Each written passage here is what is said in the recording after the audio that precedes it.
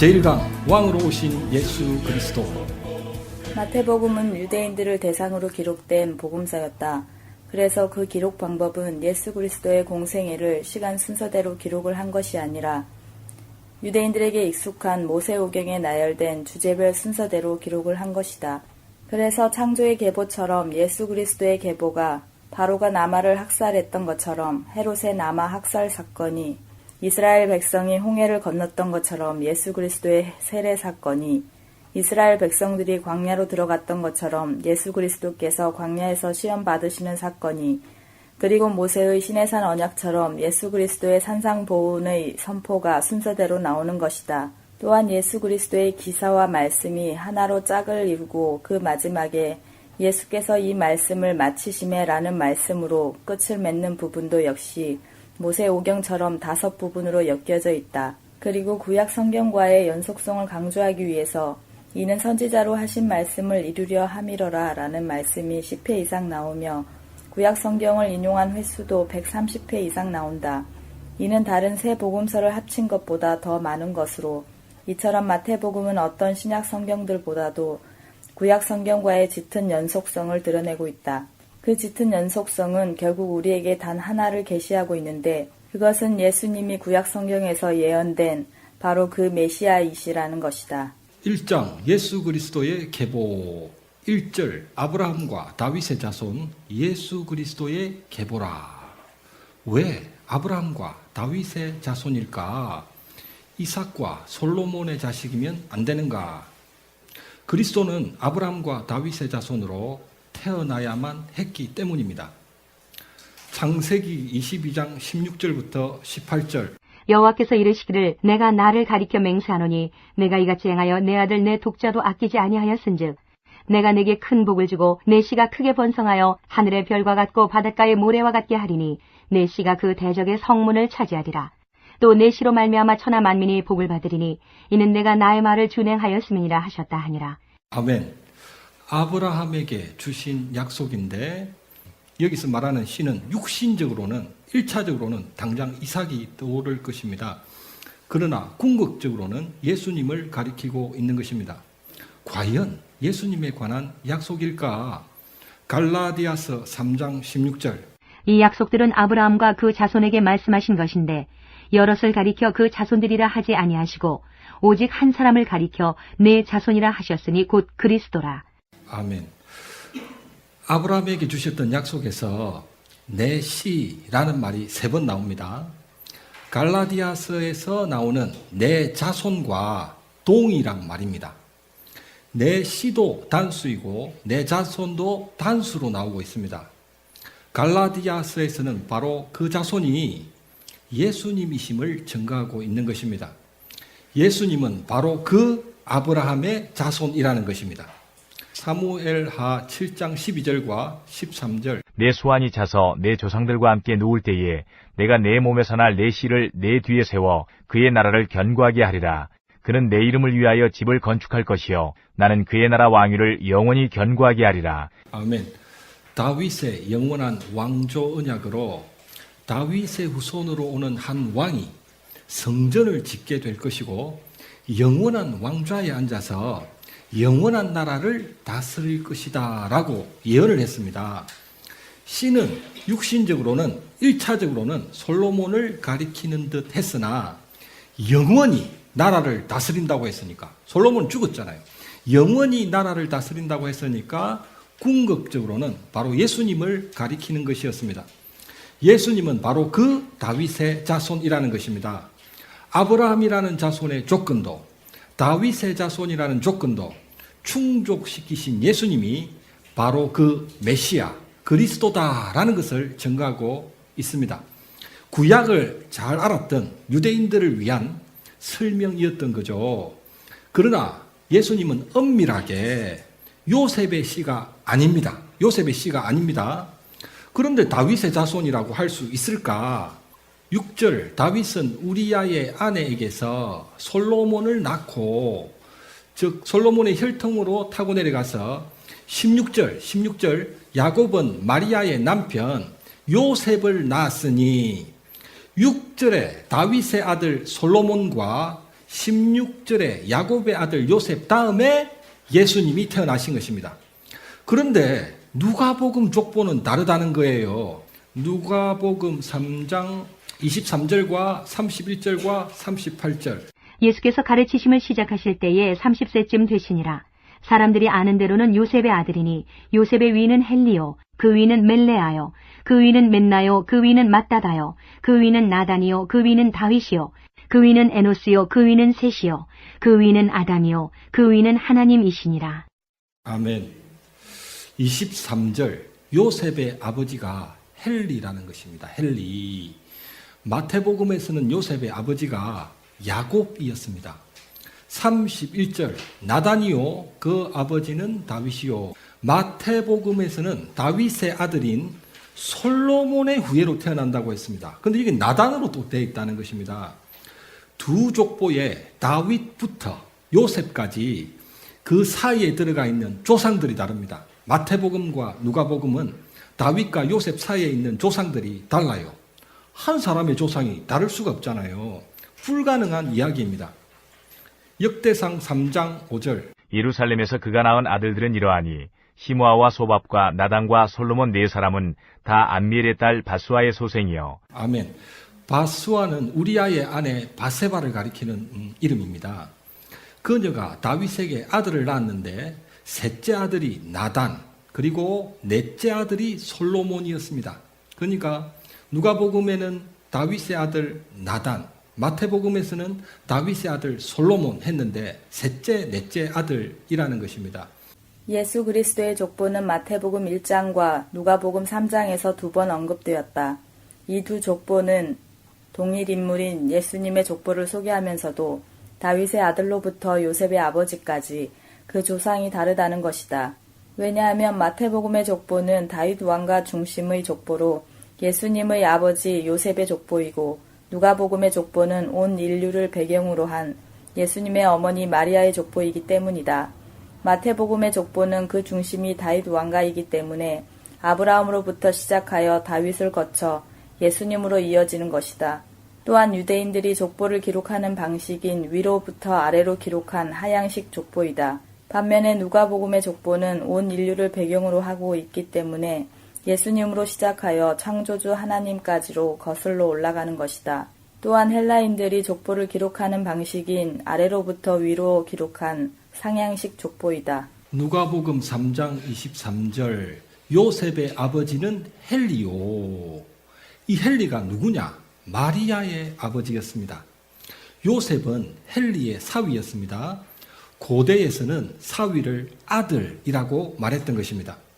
예수님은 요셉의 씨를 받지 않아서 다윗의 혈통이 아닌 줄 알았는데 그러나 마리아가 다윗의 혈통이니까 요셉이 아니어도 예수님은 다윗의 혈통이었던 것입니다.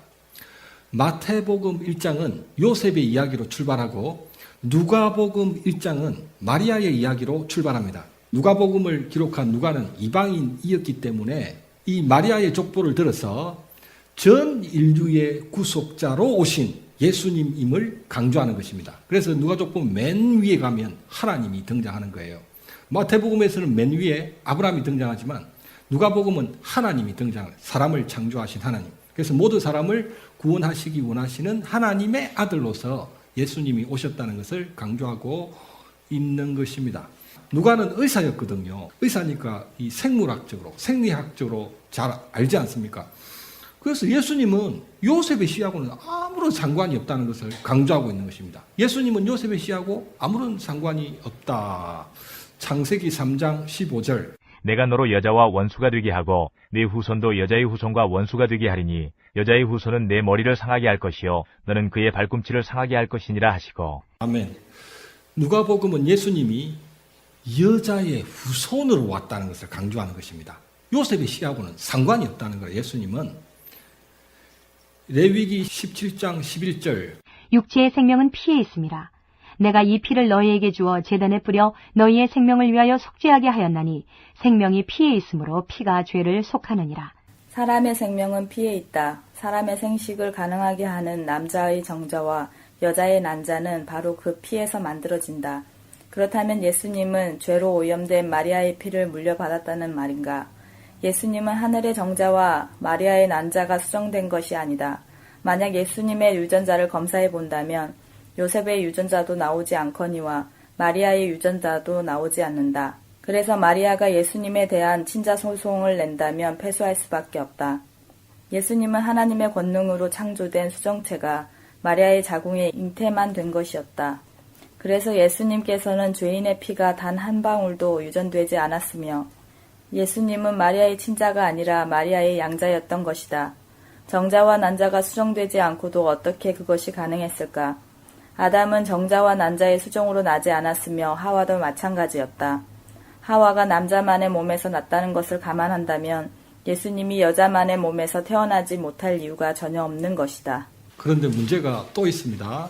방금 읽었던 것처럼 예수님이 마리아의 난자를 통해서 이 땅에 오신 게 아니라는 것입니다. 예수님은 마리아의 자궁을 임대만 한 것입니다. 임대. 그런데 임대만 했다 하더라도 또 문제가 있습니다. 마리아와 그 뱃속에 있던 태아, 그 예수님은 10개월 동안이나 탯줄로 연결이 되어 있었다는 것입니다. 10개월 동안. 마리아로부터 오는 그 무엇을 흡수를 했다는 거죠. 그 탯줄로 피가 흘러 들어가지는 않았을까? 저는 이것이 참 궁금했습니다. 정말로. 그래, 수정체가 마리아의 자궁만 빌렸다면 그러면 마리아의 피가 흘러 들어가지 않았는데 문제는 탯줄이 10개월 동안 연결이 되어 있었다는 거죠. 그런데 어느 날 TV에 산부인과 의사가 나와서 그 해답을 말을 해 주었습니다. 산모의 탯줄을 통해서는 태아에게 산모의 피가 단 한 방울도 흘러 들어가지 않는다고 했습니다. 단지 영양분만 그 탯줄을 통하여 공급된다는 것입니다. 그래서 예수님께서는 죄인의 피를 물려받지 않으신 무원죄의 그리스도였던 것입니다. 구약 성경이 창세기에서 아담과 하와의 창조로 시작하듯이 신약 성경도 마태복음에서 예수님 동정녀 탄생이라는 창조, 새로운 창조로 시작을 하는 것입니다. 천지창조, 새로운 창조가 일어나기 시작했다는 것입니다. 마태복음 1장 16절 마리아에게서 예수가 나시니라. 2절 아브라함이 이삭을 낳고 이삭은 야곱을 낳고 야곱은 12아들을 낳고 방금 낳고 했는데 다른 후손들은 아버지가 즉 남자가 아들을 낳았다고 했습니다. 남자가 낳은 거예요. 남자. 16절 야곱은 마리아의 남편 요셉을 낳았으니 마리아에게서 예수가 나시니라. 마리아의 남편이라고 할 뿐이지 요셉은 마리아의 남편이지만 요셉이 예수님을 낳았다는 표현이 없습니다. 예수님은 어머니 여자가 낳은 거예요. 여자의 후손이에요. 여자의 후손. 누가복음 3장 38절에 보면 그 위에는 하나님이시니라. 예수님은 마리아의 아들이 아니라 하나님의 아들이라는 뜻입니다. 구약 성경에서 예언된 대로 아브람과 다윗의 자손이었습니다. 여자의 후손으로 오셨습니다. 하나님의 아들이신 예수님이 바로 그리스도이라는 것입니다. 마태복음의 족보에서는 아브라함부터 다윗까지와 다윗부터 바벨론까지 그리고 바벨론부터 예수님까지가 모두 각각 14대씩이라고 언급을 하고 있다. 이는 다윗의 히브리어 이름의 음가가 14인 것을 감안하여 예수님은 다윗의 왕통을 타고 오셨음을 드러내고 있는 것이다. 또한 이 족보에는 수많은 왕들의 이름들이 나오지만 그 왕들 중에서 왕이라는 칭호가 붙어있는 인물은 오직 다윗뿐이다. 예수님께서는 바로 그 다윗 왕의 혈통으로 오셨다는 것을 역시 강조하고 있는 것이다. 한편 아브라함부터 다윗까지의 14대는 이스라엘의 흥왕기였고 다윗부터 바벨론까지의 14대는 이스라엘의 쇠퇴기였으며 바벨론부터 예수님까지의 14대는 새로운 이스라엘의 준비기간이었다. 그러므로 영원하신 왕 예수 그리스도로 말미암아 이 땅의 새로운 나라 하나님의 나라가 도래하였다는 것이다. 6절 이새는 다윗 왕을 낳으니라. 이새가 누구를 낳았다? 다윗 왕을 낳으니라. 이새가 다윗을 낳았습니다. 그런데 그 다윗이 후에 이스라엘의 왕이 된 것이 아닙니다. 이새는 다윗 왕을 낳은 거예요. 다윗 왕. 다윗을 낳았는데 다윗이 커가지고 훌륭해가지고 다윗 왕이 된 것이 아니고 다윗 왕을 낳은 거야. 날 때부터 하나님께서 작정하셨기 때문에 이새는 다윗 왕을 낳은 것입니다. 18절 마리아가 요셉과 약혼하고 동거하기 전에 성령으로 잉태된 것이 나타났더니 그렇다면 요셉하고는 아무런 연관이 없다고 우리가 앞에서 계속 이야기했습니다. 요셉의 씨가 아니에요. 마리아의 난자도 아니야. 심지어는. 그런데 예수님을 이 요셉의 족보, 마태복음의 족보에 올리는 것은 족보라는 사문서 위조에 해당된단 말이야. 이 요셉하고 아무런 상관이 없는데 왜 요셉의 족보에 이름을 올려놨냐 말이야. 이건 사문서 위조입니다. 유대인들의 혼인 풍속에는 부모들끼리의 약혼, 당사자들끼리의 약혼, 그리고 혼인이 있다. 부모들끼리의 약혼은 어릴 때 부모들이 맺어준 것이기 때문에 법적인 구속력이 없어서 장성한 뒤에 파기할 수 있다. 당사자들끼리의 약혼은 성년식을 치른 두 남녀가 실제로 혼인할 대상과 혼인하기 1년 전에 약혼을 하는 것이다. 이 약혼은 법적으로 구속력이 있는 엄연한 부부이지만 그 1년 동안에는 동침할 수가 없고 각자의 집에서 생활을 한다. 그리고 그 1년이 지나면 혼인식을 올리고 함께 부부 생활을 시작하는 것이다. 그래서 천사가 요셉에게 그들이 아직 혼인을 하지 않았던 약혼 관계였음에도 내 아내 마리아라고 했던 것이다. 당시 마리아는 법적으로 이미 요셉의 아내였던 것이다. 왜 혼인 1년 전에 정혼, 약혼을 할까? 1년 동안의 유예기간을 두는 이유는 1년 동안 지켜보라는 것입니다. 이 처녀가 다른 남자하고 놀아먹은 거 아닌지, 배가 불어오는지 안 불어오는지 1년 동안 임신 여부를 지켜보고 1년이 지나도 뱃살이 안 찌면 그 여자하고 결혼하는 것입니다. 그러니까 처녀임을 증명하는 기간이 1년이었던 것입니다. 그러나 그 정혼을 하는 순간 법적으로는 부부가 되어버렸어. 법적으로는 잠자리는 같이 안 하지만 법적으로는 부부가 되어버린 것입니다. 그래서 예수님께서는 요셉과 마리아의 사실혼 관계에서 태어났으니까 요셉은 법적으로 예수님의 아버지였기 때문에 족보라는 사문서 위조가 아니었던 것입니다. 법적으로 다윗의 후손이 맞았던 것입니다. 요셉의 씨로 나지 않았으니까 여인의 후손이 맞습니다. 마리아가 다윗의 자손이니까 다윗의 혈통이 맞습니다. 요셉이 법적으로 아버지니까 법적으로 다윗의 후손이 맞고 마리아의 피가 섞이지 않았으니까 하나님의 아들이었던 것입니다. 약혼과 혼인 사이에 이 절묘한 타이밍으로 영적으로 하나님의 아들, 실제적으로 다윗의 후손, 법적으로도 요셉의 아들로 이 땅에 예수님께서 오셨던 것입니다. 마태복음 1장 19절 요셉은 의로운 사람이라. 왜 의로운 사람일까? 저를 드러내지 아니하고 가만히 끊고자 하여. 지금 마리아의 배가 불어오고 있죠. 신명기 22장 20절과 21절. 그 일이 참되어 그 처녀에게 처녀의 표적이 없거든. 그 처녀를 그의 아버지 집 문에서 끌어내고 그 성읍 사람들이 그를 돌로 쳐 죽일지니 이는 그가 그의 아버지 집에서 창기의 행동을 하여 이스라엘 중에서 악을 행하였음이라. 너는 이와 같이 하여 너희 가운데서 악을 제할지니라. 아멘. 율법대로라면 이 마리아는 돌로 쳐 죽임을 당해야 합니다. 요셉은 지금 손도 한번 안 잡아봤어. 마리아하고 손도 한번 안 잡아봤는데 마리아가 임신이 된 거예요. 요셉의 마음이 어땠을까요? 마리아를 찢어 죽이고 싶지. 나랑 정혼까지 해놓고 왜 다른 남자랑 잠자리를 하냐 이거죠. 그 불러오는 배를 쳐다볼 때마다 진짜 참 배를 차버리고 싶은데 배를 차버려도 아무도 말 안 할 것입니다. 그리고 율법에서도 그런 여자는 돌로 쳐 죽여야 한다 했는데 요셉이 정죄하지 않고 요셉이 마음이 새카맣게 타들어갔는데 정죄하지 않고 그 허물을 덮어주었던 것입니다. 20절 주의 사자가 현몽하여 저에게 잉태된 자는 성령으로 된 것이라. 21절 아들을 낳으리니 이름을 예수라 하라. 그가 자기 백성을 저희 죄에서 구원할 자임이니라. 22절 이사야 7장 14절에 이르시되 23절 보라 처녀가 잉태하여 아들을 낳을 것이요 그 이름은 임마누엘이라 하리라. 하나님이 우리와 함께 계시다 함이라. 임마라는 말은 함께라는 말입니다. 함께. 누는 우리, 엘은 하나님. 임마누엘, 하나님이 우리와 함께 하신다. 천사 가브리엘은 요셉에게 아기의 이름을 구원자라는 뜻에서 예수로 지으라고 명령했다.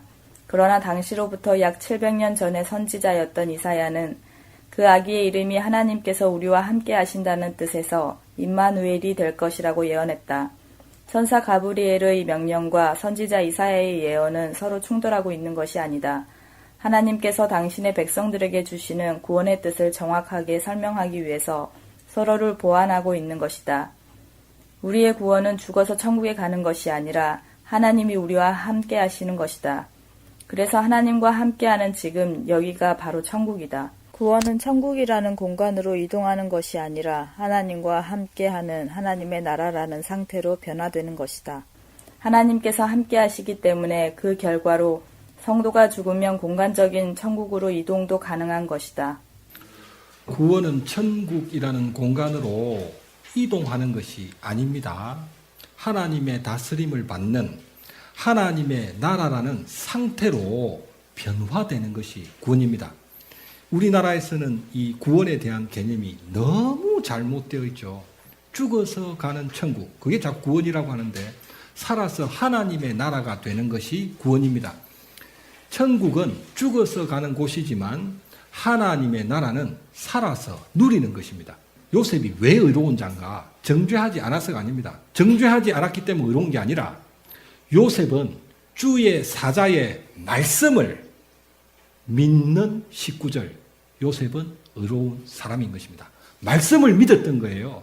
성격이 좋아가지고 정죄 안 하는 것까지는 요셉의 역량이었는데, 그런데 이 말씀을 믿는 거는 진짜 너무너무 힘든 거야. 마리아의 지금 배가 불어오고 있는데 그 천사가 꿈에 나타나가지고 성령이 잉태하게 하셨다니까. 그 믿기가 보통 힘든 게 아닙니다. 보통 힘든 게 아니라 불가능한 거지. 불가능한 거지만 하나님의 말씀을 믿었기 때문에 그가 의인이다라는 인정을 받고 있습니다.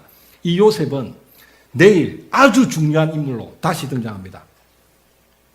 자, 기독교가 진리라는 증거가 무엇일까? 성경에는 그리스도의 초림, 예수님이 이 아기 예수로 오셨던 초림에 대한 설명이 456가지가 나옵니다. 앞선 창세기 3장 15절에서 메시아는 여자의 후손으로 오신다라고 했습니다. 여자의 후손으로 오신다는 뜻이 뭐냐? 자, 아담과 하와가 범죄를 저질렀습니다. 메시아가 필요합니다. 구원자가 필요합니다. 그럼 아담과 하와 입장에서는 누가 우리를 구원해 줄까? 야야, 하나님이 영이시잖아. 그 주변에 아주 능력 있는 천사들이 많아. 천사들이 와서 구원해 주겠지 했는데 천사가 아니라 사람으로 오겠다는 뜻입니다. 메시아가 천사로 오는 것이 아니라, 영으로 오는 것이 아니라 사람으로 올 것이다 라는 말이 여자의 후손입니다. 창세기 9장 26절. 또 이르되 셈이 하나님 여호와를 찬송하리로다. 가나안은 셈의 종이 되고. 아멘. 셈의 하나님 여호와를 찬송하리로다. 사람으로 오시는데 사람들 중에서도 셈 족속으로 태어나신다는 것입니다. 창세기 22장 18절. 또 내 시로 말미암아 천하 만민이 복을 받으리니 이는 내가 나의 말을 준행하였음이니라 하셨다 하니라. 아멘. 셈 족속으로 오시는데 그 셈 족속 중에서도 아브라함의 자손으로 오신다는 것입니다. 창세기 49장 10절. 규가 유다를 떠나지 아니하며 통치자의 지팡이가 그 발 사이에서 떠나지 아니하기를 실로가 오시기까지 이르리니 그에게 모든 백성이 복종하리로다. 아멘. 그에게 모든 백성들이 복종하리로다. 아브라함 자손으로 오시는데 그 중에서도 유다 지파로 오신다는 것입니다. 사무엘하 7장 13절. 그는 내 이름을 위하여 집을 건축할 것이요 나는 그의 나라 왕위를 영원히 견고하게 하리라. 아멘. 그의 왕위를 영원히 견고하게 하리라. 유다 지파로 오시는데 유다 지파 중에서도 다윗의 자손으로 오신다는 것입니다. 이사야 7장 14절. 그러므로 주께서 친히 징조를 너희에게 주실 것이라. 보라, 처녀가 잉태하여 아들을 낳을 것이요 그의 이름을 임마누엘이라 하리라. 아멘. 다윗의 자손으로 오는데 처녀가 잉태하여 아들을 낳게 되는 그분이 메시아다라는 거죠. 여기 처녀라고 기록이 되진 이사야서에 기록된 처녀라는 이 히브리어는 원어는 알마입니다. 알마. 알마는 젊은 여자라는 뜻입니다. 그런데 우리가 보통 처녀 할 때 수처녀, 남자를 모르는 수처녀, 수처녀는 히브리어로 빼뚤랍니다. 그러니까 이사야서에는 정확하게 처녀라고 번역을 하면 안 되고 젊은 여자라고 번역을 해야 됩니다. 이게 하나님 나라의 비밀입니다. 비밀. 자, 이사야서에 이 젊은 여자가 메시아를 낳을 것이라는 예언이 기록되었습니다. 문서로 남은 거예요.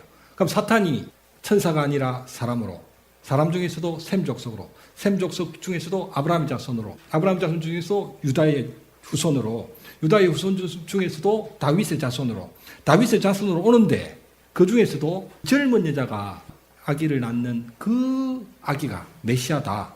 사탄이 이 성경을 봤어요. 그러면 사탄 입장에서는 하나님 나라를 제지해야 되잖아. 어떻게 하든가 하나님 나라가 이 땅에 임하지 못하게 해야 되잖아. 그래서 사탄이 예수님 태어날 당시 비상령을 걸었던 것입니다. 모든 귀신들을. 야야, 이사야서에 보니까 젊은 여자가 낳는 애가 메시아란다. 젊은 여자. 그러니까 이 젊은 여자라는 표현은 전이라는 뜻이 아니고 쉽게 말하면 사탄은 뭐로 알아듣냐면 세대기야, 세대. 상식적으로 생각해 보시오. 젊은 여자가 애를 낳는다. 신혼부부의 아내가 애를 낳는다는 소리를 들리는 거예요. 사탄이 귀신들한테 비상령을 걸었어. 모든 신혼부부들의 그 신혼방을 다 지켜봐라. 그 중에 한 여자가 임신을 할 것이고 그 여자가 낳는 애가 메시아란다. 이 땅에 하나님 나라를 임하게 하실 메시아란다. 반드시 그 애가 태어나지 못하도록 해라. 그런 애를 잡으면 딱 다리를 잡아서 나일강에 다 던져 넣어라 라고 사탄이 명령을 했거든요. 그래서 모든 귀신들이 신혼부부 집만 찾아다니는 거야.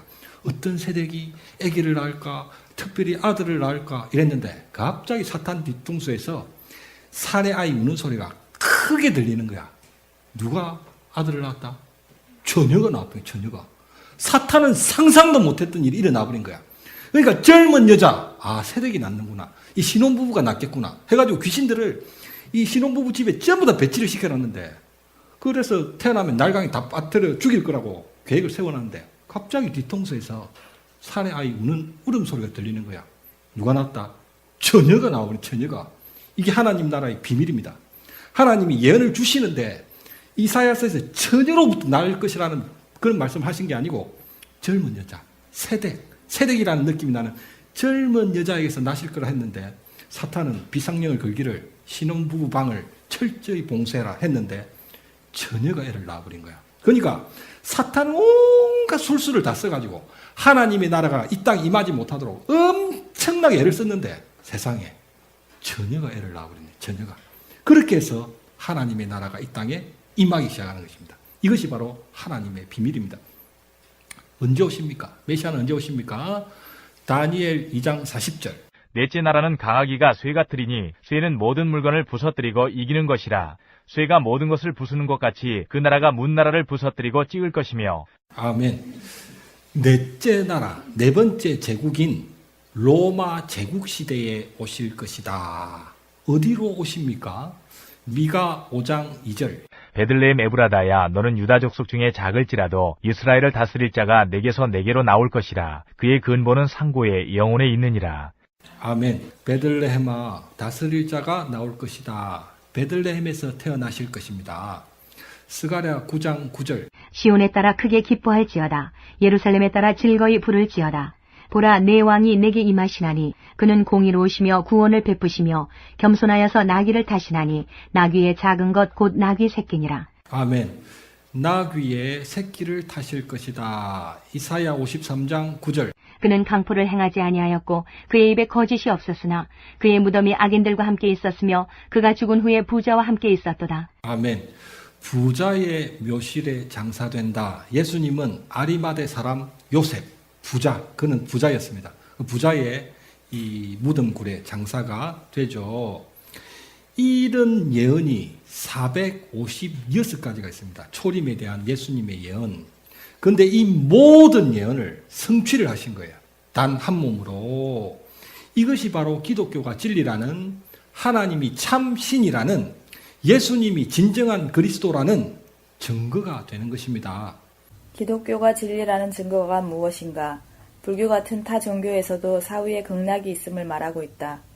기독교가 진리라는 증거는 바로 하나님의 말씀인 성경이다. 구약 성경에서 예언된 말씀이 시간과 공간과 상황을 초월하여 역사 속에서 모조리 성취되었다는 것은 하나님께서 우주와 역사를 다스리시고 있다는 증거이다. 성경에서 메시아 재림에 대한 예언은 1518번이나 나오고 있다. 예수 그리스도께서는 반드시 재림하실 것이다. 2장 동방박사들의 경배와 헤롯의 유아학살. 1절 헤롯 왕 때의 예수님이 베들레헴에서 나심에 동방으로부터 박사들이 예루살렘에 이르러. 베들레헴은 예루살렘의 남쪽 7km 지점에 있습니다. 2절 유대인의 왕으로 나신 이가 어디 계시며 우리가 그에게 경배하러 왔노라. 3절 헤롯 왕과 온 예루살렘이 듣고 소동한지라. 헤롯 왕이 이미 있는데 새로운 왕이 온다고 하니까 난리가 난 거죠. 헤롯은 에돔 족속 출신이었습니다. 그래서 정통성에 있어서는 항상 걸렸습니다. 에돔의 조상은 에서잖아요. 그 이스라엘 유대인들은 야곱의 후손들인데 이 헤롯은 에서의 후예였거든요. 그래서 이 항상 정통성 논란에 있었기 때문에 정통성이 있는 유대인의 왕이 온다고 하니까 놀라는 것입니다. 헤롯은 지금 깜짝 놀라는 것입니다. 2절 그의 별을 보고 왔다고 했습니다. 다니엘 2장에서 우리 아까 봤지만 네 번째 제국 때에 로마 시대에 오신다고 예언이 되었기 때문에 메시아가 곧 올 것이라고 짐작을 하고 있었습니다. 이 당시 깨어있는 사람들은 짐작을 하고 있었습니다. 아, 이때쯤이 되는구나. 그런데 2절 그의 별을 보고 왔다는 것입니다. 태양계를 돌고 있는 별들 중에 목성과 토성은 854년에 한 번씩 아주 특이한 움직임을 보인다. 그 현상은 더 빠른 속도로 태양을 공전하는 목성이 앞서가고 있는 토성을 추월하면서 생기는 현상이다. 두 별들이 잠시 뒤로 물러가기도 하고 또 앞서거니 뒤서거니를 반복하는 마치 두 별들이 달리기 경주를 하는 듯한 움직임을 보인다. 사실 일정한 속도와 한 방향으로 공전하는 이 두 별들이 뒤로 물러간다거나 또는 앞서거니 뒤서거니 한다는 것은 불가능한 일이다. 그럼에도 그렇게 보이는 이유는 이 두 별들이 공전축으로 삼고 있는 태양에서 그 두 별들을 관측하는 것이 아니라 이 두 별들보다 더 빠른 속도로 태양을 공전하는 지구에서 이 두 별들을 관측하기 때문에 생기는 착시 현상이다. 그의 별이란 목성 주피터를 가리키는 말입니다. 이 목성은 지구의 1360배로 큽니다. 1360배. 태양계 중에서 가장 큰 목성을 고대인들은 메시아의 별로 보았던 것입니다. 토성, 세트는 농사의 신으로 땅의 왕, 악한 왕을 상징했습니다. 목성과 토성이 앞서거니 뒤서거니 진짜 달리기를 하는 것처럼 보였던 거예요. 그런데 갑자기 한순간에 목성, 예수님을 상징하는 목성이 앞으로 쫙 차고 나갔던 것입니다. 이 현상은 854년 만에 한 번 일어나는 현상이 주전 6년에 일어났던 것입니다. 탄생 전 1년에 걸쳐서 앞서거니 뒤서거니 앞서거니 뒤서거니 하다가 어느 시점에서 목성이 앞으로 쫙 나갔던 것입니다. 이것은 이제 우리 일반인들은 모르죠. 근데 천문학자들은 이걸 알 수가 있는 거예요. 항상 별을 관찰하니까.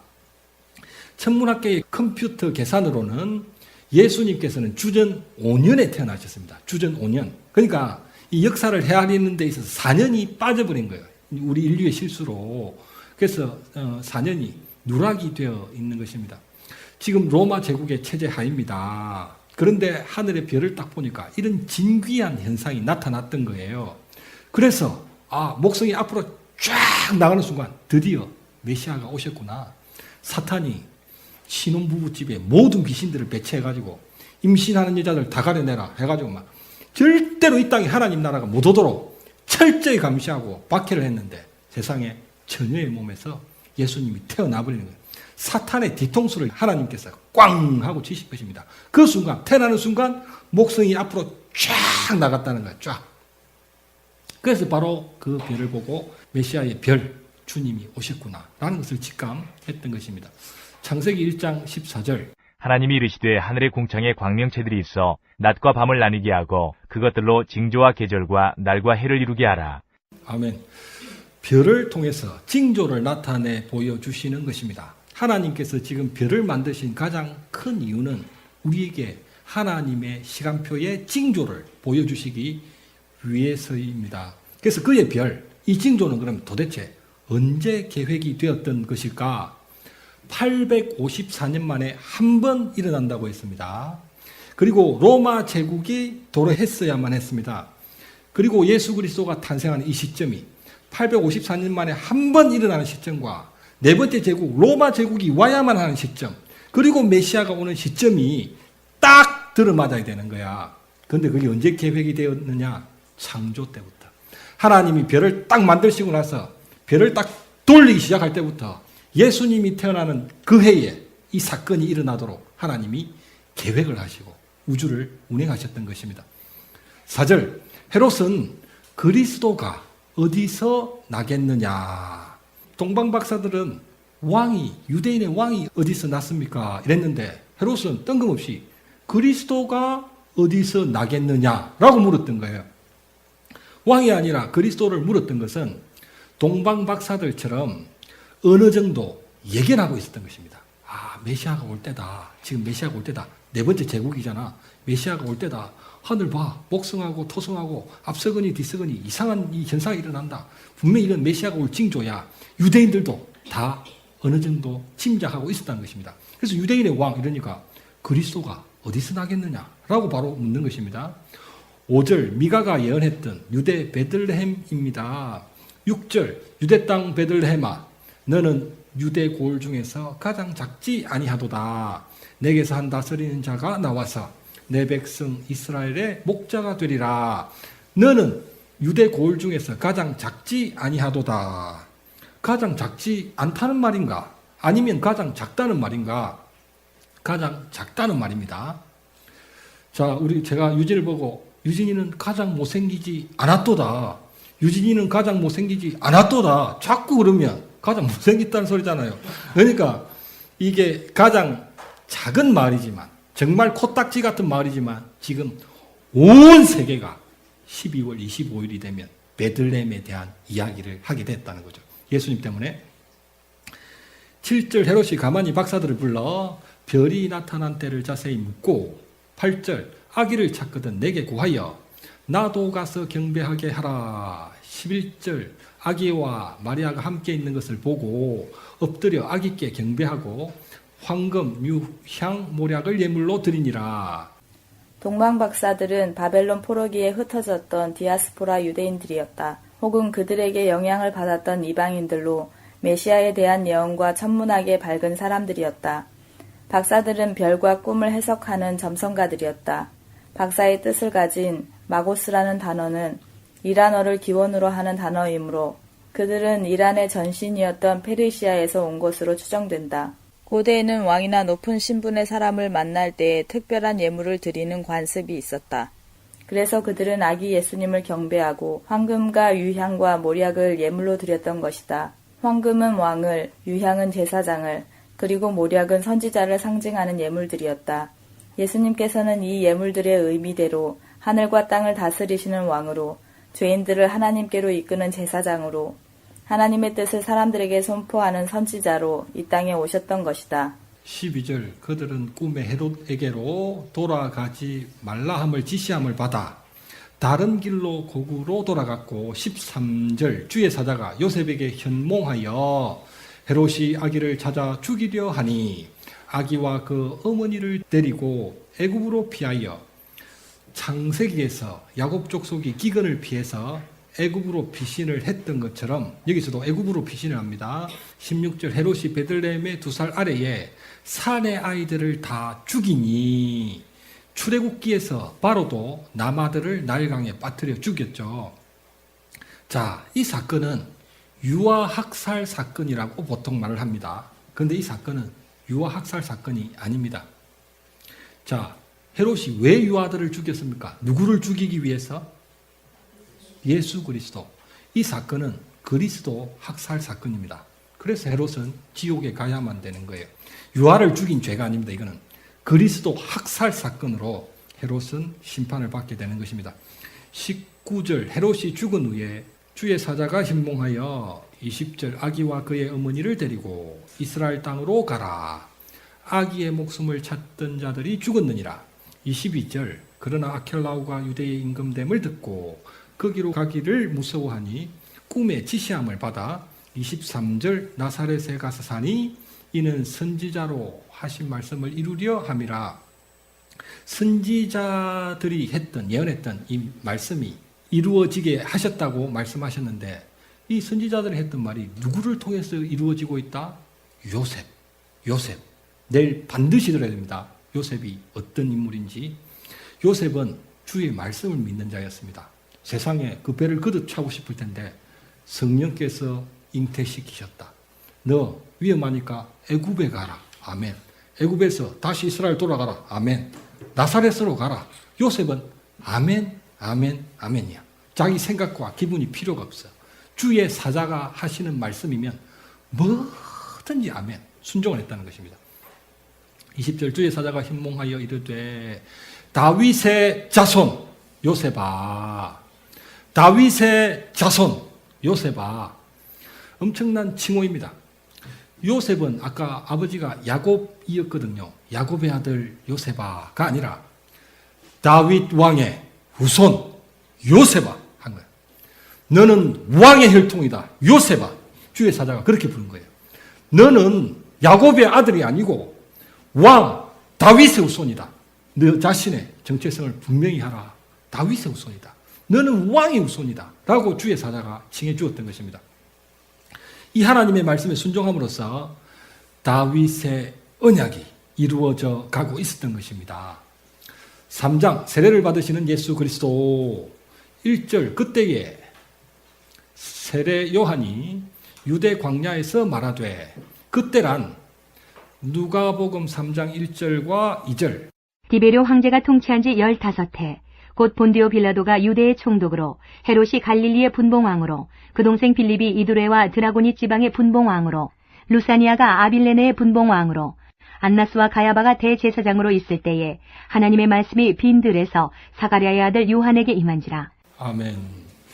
로마 황제는 티베리우스, 총독은 빌라도, 헤롯이 갈릴리의 분봉왕이라고 나오는데 분봉왕은 한 나라를 다스리는 왕이 아니고 그 나라를 나누어서 다스리는 왕을 분봉왕이라고 합니다.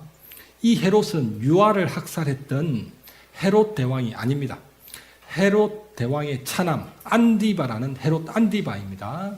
그 뒤에 빌립이 나오는데 헤롯 대왕이 5번째 아내에게서 태어난 헤롯 빌립입니다. 루사니아는 현재 알려진 바가 없습니다.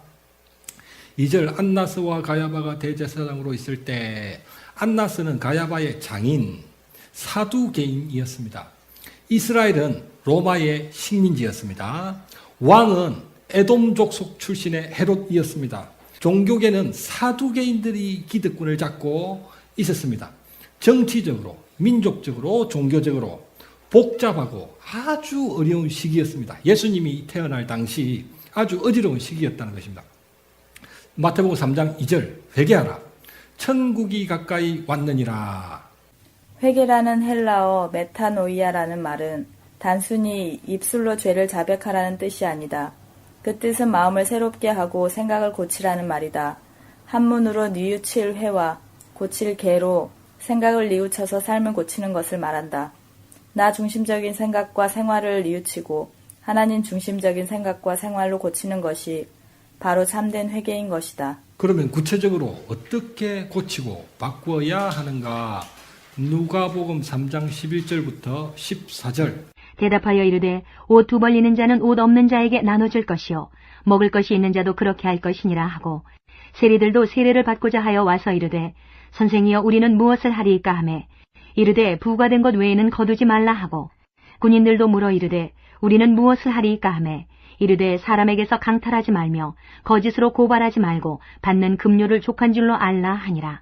아멘. 11절 옷 두 벌 있는 자는 옷 없는 자에게 나누어 주는 게 회개야. 나누어. 하나님 잘못했습니다 하는 것은 자백일 뿐이고 나누어 주어야 회개가 되는 것입니다. 먹을 것이 있는 자도 그렇게 할 것이니라. 나누어 주어야 하나님이 회개로 접수해 주신다는 거예요. 입술로만 고백하지 말고 회개에 합당한 열매를 맺으라는 것입니다. 마태복음 3장 3절 그는 선지자 이사야를 통하여 말씀하신 자라. 광야에 외치는 자의 소리가 있어. 이사야 40장 3절 외치는 자의 소리여 이르되 너희는 광야에서 여호와의 길을 예비하라. 사막에서 우리 하나님의 대로를 평탄하게 하라. 아멘. 이사야는 세례 요한이 오기 전에 700년 전에 살았던 예언자였습니다. 그런데 700년 전에 바로 이 세례 요한에 대한 예언도 했다는 거죠. 광야에서 외치는 소리였습니다.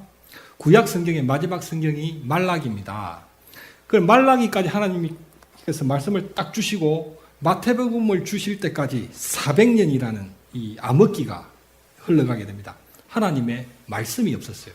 하나님이 말씀을 주지 않는 거예요. 그 400년 동안 정치적으로, 민족적으로, 종교적으로 이스라엘은 혼돈과 공허와 흑암이었습니다. 완전 어지러운 때예요.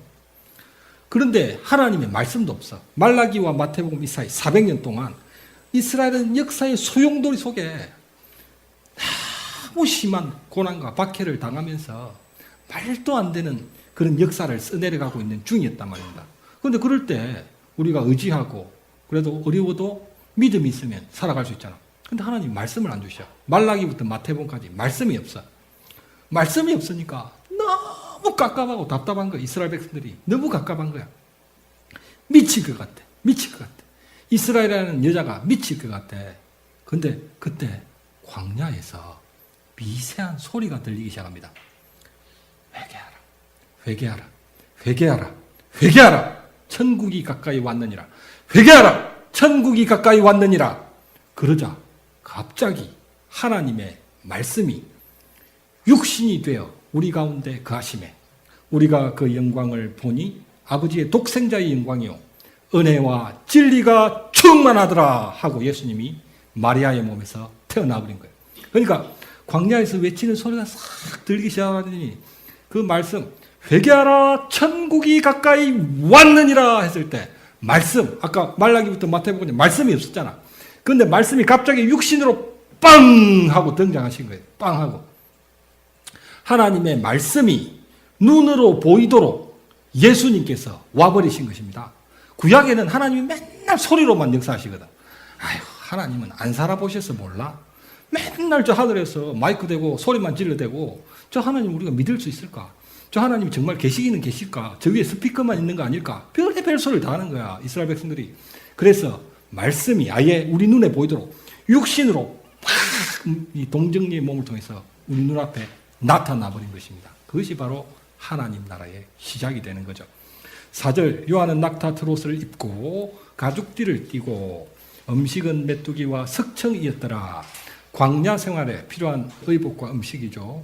6절 많은 사람들이 자복하며 세례를 받더니 7절 바리새인들과 사두개인들을 보고 독사의 자식들아 이 마귀의 자식들아 8절 회개에 합당한 열매를 맺고 9절 아브라함이 우리 조상이라고 생각하지 말라.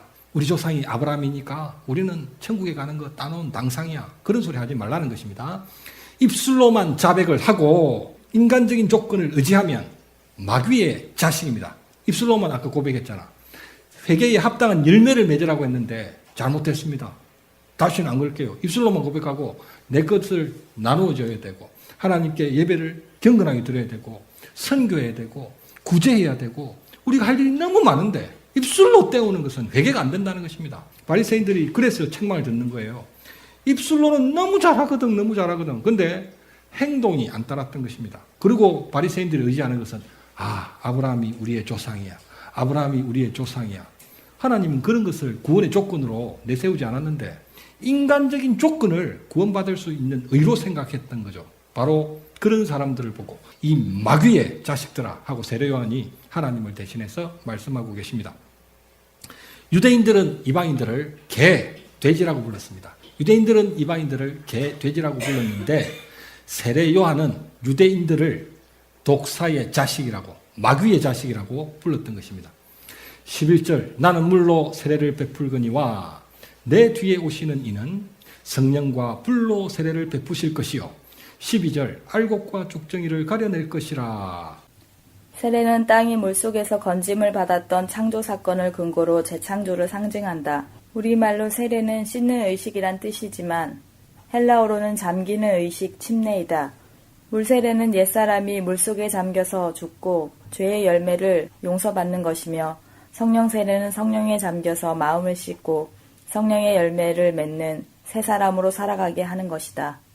16절 예수께서 세례를 받으시고 물에서 올라오실새 하늘이 열리고 성령이 비둘기같이 임하셨고 이사야 11장 1절과 2절 이새의 줄기에서 한 싹이 나며 그 뿌리에서 한 가지가 나서 결실할 것이요 그의 위에 여호와의 영 곧 지혜와 총명의 영이요 모략과 재능의 영이요 지식과 여호와를 경외하는 영이 강림하시리니 아멘.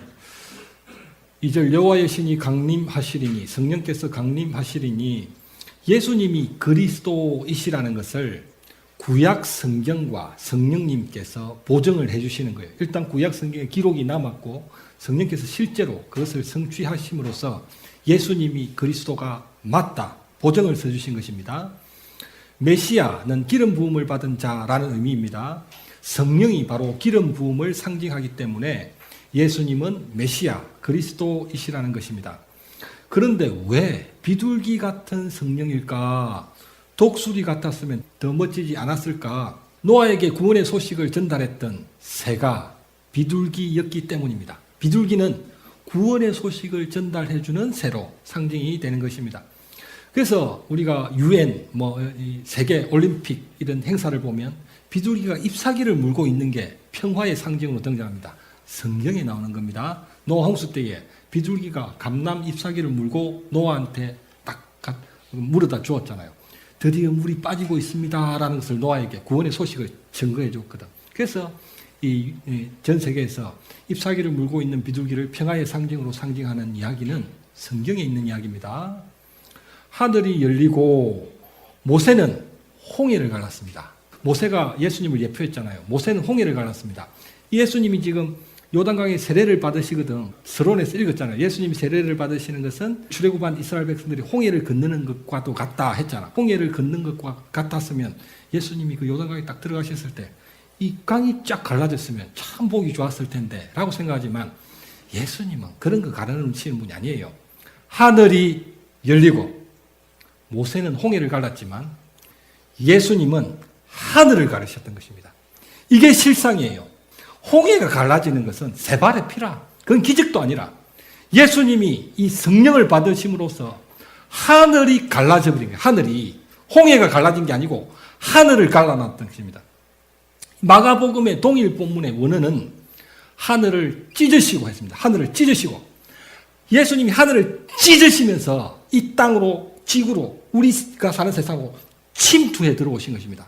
하늘이 공중 권세를 누가 잡고 있다? 마귀가 잡고 있거든. 공중에 마귀가 다 권세를 잡고 있는데 그래서 구약 성도들이 아무리 잘 믿어보려고도 안 되는 거야. 마귀가 공중 권세를 잡고 있으니까. 그런데 예수님이 이미 구약 성경에서 약속을 다 하셨잖아요. 그래서 바로 공중 권세 하늘을 찢으시면서 이 땅으로 침투해 들어오시는 겁니다.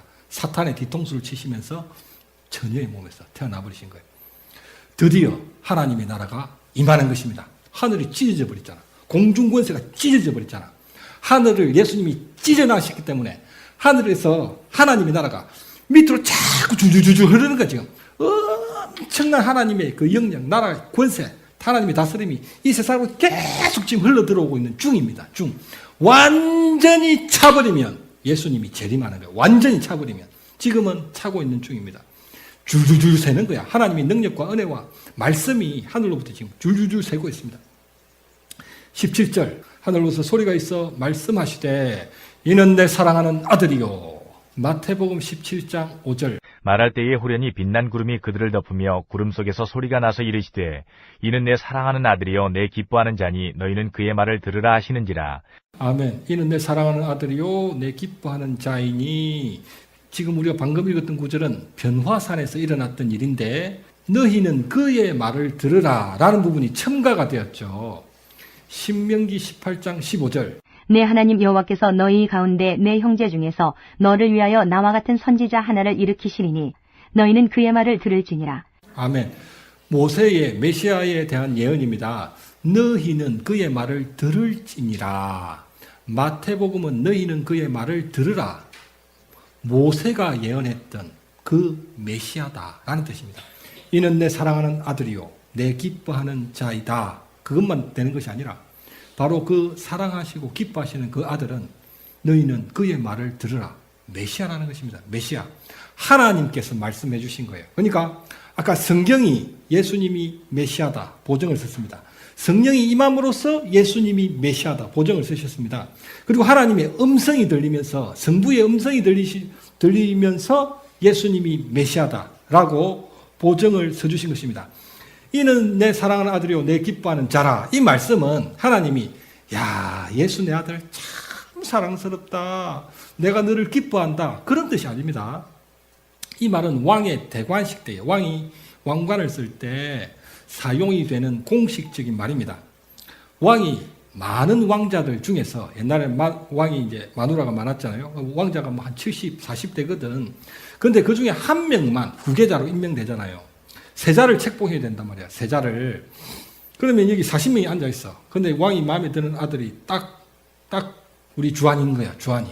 그래서 이 주한하고 딱 찍을 때 뭐라고 했냐면 이 주한 너는 내 사랑하는 아들이요 내 기뻐하는 자라 하면 딱 주한이를 쓰고 옆에 있던 39명의 왕자들은 무릎을 확 꿇는 거야.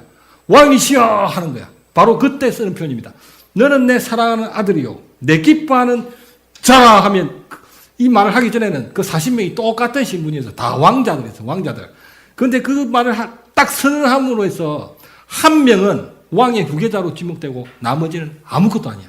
이제 이 왕을 섬겨야 되는 신하에 불과한 거야. 그전에는 형제였는데 딱 찝는 순간 나머지는 모두가 이 찝히는 아들의 신하가 되는 거라. 바로 그 표현입니다. 내 후계자다. 예수가 내 후계자다라고 찍은 표현이라는 것입니다. 그의 말에 전부 순종할지어다. 예수님의 왕 취임식입니다. 취임식. 구약 성경, 성령, 성부 하나님께서 보정하시는 성자 예수 그리스도이시다. 마태복음 26장 64절. 예수께서 이르시되 내가 말하였느니라. 그러나 내가 너희에게 이르노니 이후에 인자가 권능의 우편에 앉아 있는 것과 하늘 구름을 타고 오는 것을 너희가 보리라 하시니. 아멘. 사도신경에서도 예수님께서 하나님 우편에 앉아 계신다고 합니다. 좌편에 앉으시면 안 되는가? 오른편 강도를 떠올려서 우편에 앉으셨던 것인가? 고대에서는 너는 내 사랑하는 아들이라 내 기뻐하는 자라 하면 그가 쭉 나와서 왕의 우편에 앉았던 거예요. 그러니까 우편이라는 말은 왕의 후계자 자리라는 뜻입니다. 그 당시 문화를 통해서 예수님의 왕되심을 설명했던 것입니다. 이 장면은 성부, 성자, 성령, 예수님 세례를 받으시는 이 장면은 성부, 성자, 성령 삼위일체 하나님께서 모두 등장하시는 세상에서 가장 놀라운 장면인 것입니다. 드디어 예수님의 공생애가 시작된 것입니다. 예수님께서는 세례를 받으심으로써 죄인의 자리, 세례는 죄인이 받는 거거든요. 그래서 죄인이라는 가장 낮은 자리에 내려가시기도 하셨고 또한 세례를 받으시면서 가장 높은 자리, 왕의 후계자 자리에 올라가신 것이기도 했습니다. 우리도 진실로 세례를 받으면 예수님처럼 성령님께서 내주하시며 하나님께서 내 사랑하는 아들아 라고 하시고 하나님의 자녀가 되는 취임식이 이루어지는 것입니다. 사장 시험을 받으시는 예수 그리스도 1절 예수께서 성령에게 이끌려 마귀에게 시험을 받으러 광야로 가사 여기에 시험은 테스트, 연단이 아니고 유혹, 템테이션입니다. 2절 40일을 금식하신 후에 줄이신지라 3절 내가 만일 하나님의 아들이거든 이 돌들이 떡덩이가 되게 하라. 선악과를 먹으라는 유혹과도 같아서 이 사탄놈은 우리를 먹는 것 같고 시험해. 먹는 것 같고 4절 사람이 떡으로만 살 것이 아니요 하나님의 입으로 나오는 모든 말씀으로 살 것이라. 사람은 결코 떡을 위하여 사는 존재가 아니라는 뜻입니다. 신명기 8장 3절 너를 낮추시며 너를 줄이게 하시며 또 너도 알지 못하며 내 조상들도 알지 못하던 만나를 네게 먹이신 것은 사람이 떡으로만 사는 것이 아니요 여호와 입에서 나오는 모든 말씀으로 사는 줄을 내가 알게 하려 하심이니라. 아멘. 하나님의 아들이여든 아들이고 말고지. 예수님은 구약 성경이 보증을 서주셨고 성령께서 보증을 서주셨고 성부께서 보증을 서주셨다는 것입니다. 그런데 돌들을 떡덩이로 되게 하지 못한 건 아니죠. 되게 하지 않았는데 못한 것으로 사탄은 여기고 하나님의 아들이 아닌 것처럼 이야기를 하고 있다는 것입니다. 이 돌들을 떡덩이로 못 만들어도 하나님의 아들입니다. 저와 여러분들이 돌들을 떡덩이로 못 만들어도 하나님의 아들이에요. 누가 보증을 서준다? 성경과 성령과 성부 하나님이 보증을 서시기 때문에 이런 현상이 아니더라도 말씀을 믿는 믿음으로 하나님의 자녀된 표적을 스스로 갖고 있어야 한다는 것입니다. 말씀과 믿음으로 이기셨습니다. 마귀는 우리에게 표적을 통해서 우리가 하나님의 아들이라는 것을 증명하라고 합니다. 5절 마귀가 예수를 거룩한 성으로 데려다가 성전 꼭대기에 세우고 6절 내가 만일 하나님의 아들이여든 뛰어내리라. 시편 91편에 기록하였으되 그가 너를 위하여 그의 사자를 명하시리니 그의 천사들을 명하시리니 그들이 손으로 너를 받들어 발이 돌에 부딪히지 않게 하리로다 하였노라. 4절 예수는 하나님의 말씀으로 산다고 했지. 좋다. 그 말씀으로 사는지 안 사는지 보자. 시편 91편 말씀을 증명해 보아라. 네가 정말로 말씀으로 산다면 시편 91편을 증명해봐. 예수님께서 이 사탄의 유혹을 말씀으로 물리치니까 마귀도 말씀을 갖고 나온 것입니다. 좋아. 누가 더 말씀이 센가 해보자. 마귀도 말씀을 압니다. 아까 이사야 선지자 이야기했잖아요. 젊은 여자의 몸에서 태어날 줄 사탄도 성경 읽고 다 알고 있었던 거예요. 사탄도 말씀을 알고 말씀으로 유혹할 때가 있습니다. 우리한테 치명적이죠. 우리는 말씀하면 하나님의 말씀이기 때문에 모든 말씀을 아멘하고 전지전능하신 하나님의 진리로 보잖아요. 그런데 사탄이 말씀을 갖고 유혹하는 경우가 있죠. 그것이 바로 이단이죠. 하나님께서는 아담에게 선악을 알게 하는 나무의 열매는 먹지 말라. 반드시 죽으리라 라고 하셨는데 뱀은 여자에게 모든 나무의 열매를 먹지 말라 하시느냐. 하나님은 그것만 먹지 마. 나머지는 다 괜찮아. 그랬는데 사탄은 하나님이 모든 나무를 먹지 말라 하더냐. 애매하게 아주 비슷하면서 그 핵심을 비껴나가도록 이 말씀을 증거한다는 것입니다. 그 하나님은 반드시 죽으리라 했는데 사탄은 싹 바꿔가지고 결코 죽지 아니하리라. 말씀이 비슷해. 그런데 그 내용은 완전 반대가 되어버린다는 것입니다. 우리와 똑같은 성경을 가진 이단들이 왜 성경을 가지고도 이단이 될까? 신학과 전통을 무시하고 자의적인 스스로 마음대로 해석을 하기 때문에 이단이 되는 것입니다. 그러니까 성경을 믿는다라는 말은 구원받는다는 뜻이 아닙니다. 하나님을 믿는다라는 말도 구원받는다는 뜻이 아닙니다.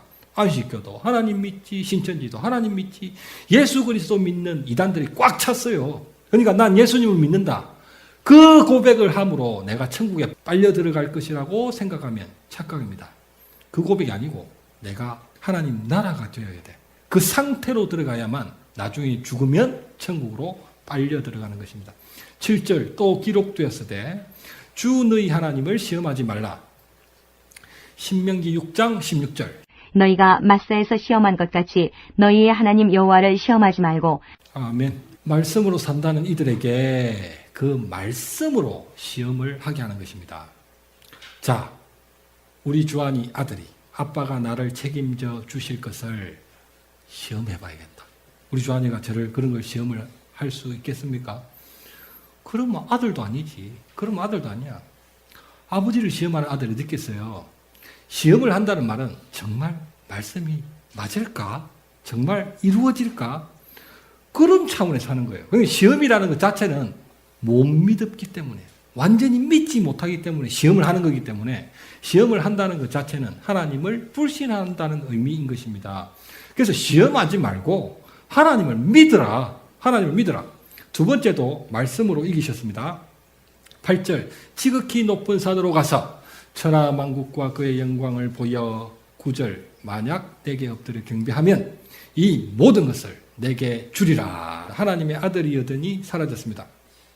두 번이나 이겼거든. 그래 네 하나님 아들 맞다. 예수는 하나님 아들 맞다. 그러나 내게 경배만 한다면 모든 것을 쉽게 얻게 해주겠다. 나를 경배하라. 10절 사탄아 물러가라. 기록되었으되 주 너희 하나님께 경배하고 다만 그를 섬기라.